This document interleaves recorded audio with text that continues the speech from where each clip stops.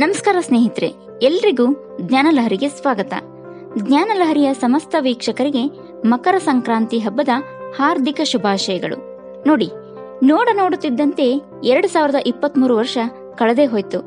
ಕಳೆದು ಹೋದ ವರ್ಷಕ್ಕೆ ಕಹಿ ನೆನಪುಗಳಿಗೆ ವಿದಾಯ ಹೇಳಿ 2024ರ ಹೊಸ ವರ್ಷಕ್ಕೆ ಸ್ವಾಗತ ಕೋರುತ್ತಾ, ಹೊಸ ವರ್ಷಾಚರಣೆಯ ಸಿಹಿ ಹಂಚುತ್ತಾ ಸಿಹಿ ಕನಸುಗಳು ನನಸಾಗಲಿ ಎಂದು ಶುಭ ಕೋರುವುದರ ಜೊತೆಗೆ ಸಂಭ್ರಮವನ್ನು ಸಂಪ್ರೀತಿಯನ್ನು ಹೊತ್ತು ತರುವ ಸಂಕ್ರಾಂತಿಯನ್ನು ಸಡಗರದಿಂದಲೇ ಎಳ್ಳು ಬೆಲ್ಲ ಬೀಗುತ್ತಾ ಬರಮಾಡಿಕೊಂಡಿದ್ದೂ ಆಯ್ತು ಅಲ್ವಾ?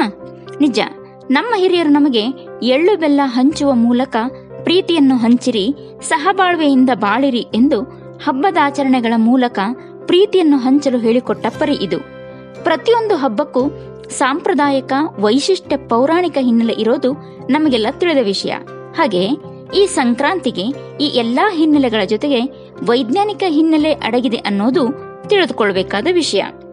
ಸಂಕ್ರಮಣ ಅನ್ನೋ ಪದಕ್ಕೆ ವಿಶೇಷ ಅರ್ಥವಿದೆ. ಸಂಸ್ಕೃತದಲ್ಲಿ ಕ್ರಮಣ ಎಂದರೆ ಹೆಜ್ಜೆ ಇಡುವುದು, ಸಂಕ್ರಮಣ ಎಂದರೆ ಚೆನ್ನಾಗಿ ಹೆಜ್ಜೆ ಇಡುವುದು ಎಂದರ್ಥ. ಅಂದ್ರೆ ಧನುರಾಶಿ ಬಿಟ್ಟು ಮಕರ ರಾಶಿ ಪ್ರವೇಶಿಸುವ ದಿನವನ್ನು ಮಕರ ಸಂಕ್ರಮಣವೆಂದು ಕರೆಯಲಾಗುತ್ತದೆ. ಸೂರ್ಯನು ದಕ್ಷಿಣಾಯನದಿಂದ ಉತ್ತರಾಯಣವನ್ನು ಪ್ರವೇಶಿಸಿದ ದಿನವಾದ್ದರಿಂದ ಈ ದಿನವನ್ನು ಉತ್ತರಾಯಣ ಪುಣ್ಯಕಾಲವೆಂದು ಕರೆಯುತ್ತಾರೆ. ಈ ದಿನದಂದು ದೈವ ಕ್ಷೇತ್ರದಲ್ಲಿ ಪುಣ್ಯ ಸ್ನಾನ ಮಾಡಿ ಪಾಪ ಪರಿಹಾರ್ಥವಾಗಿ ತಿಲ ಅಂದ್ರೆ ಎಳ್ಳನ್ನು ದಾನ ಮಾಡಿದರೆ ಪುಣ್ಯ ಪ್ರಾಪ್ತಿಯಾಗುತ್ತದೆ ಎಂಬ ನಂಬಿಕೆ ಇದೆ.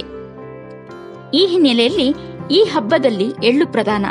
ಅಂದು ಪುಣ್ಯ ಸ್ನಾನ ಮಾಡಿ ಪರಸ್ಪರ ಎಲ್ಲರೂ ಎಳ್ಳು ಬೆಲ್ಲ ಬೀರುತ್ತಾ ಎಳ್ಳು ಬೆಲ್ಲ ತಿಂದು ಒಳ್ಳೆ ಮಾತನಾಡೋಣ ಎನ್ನುವ ಸಂದೇಶ ಸಾರುತ್ತಾರೆ.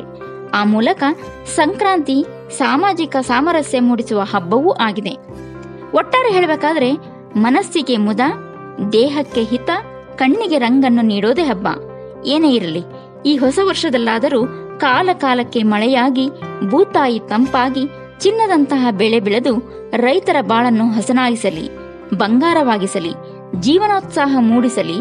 ಸಂಕ್ರಾಂತಿ ಎಲ್ಲರ ಬದುಕಿಗೆ ಹೊಸ ಅರ್ಥ ನೀಡಲಿ, ಹರ್ಷ ತರಲಿ ಎಂದು ಆಶಿಸುತ್ತಾ, ಶುಭ ತರಲಿ ಹೊಸ ವರ್ಷ, ಹರ್ಷ ತರಲಿ ಸಂಕ್ರಾಂತಿ ಎಂದು ಶುಭ ಕೋರೋಣ. ಧನ್ಯವಾದಗಳೊಂದಿಗೆ ಕಮಲಾ ಭದ್ರಗೊಂಡ್.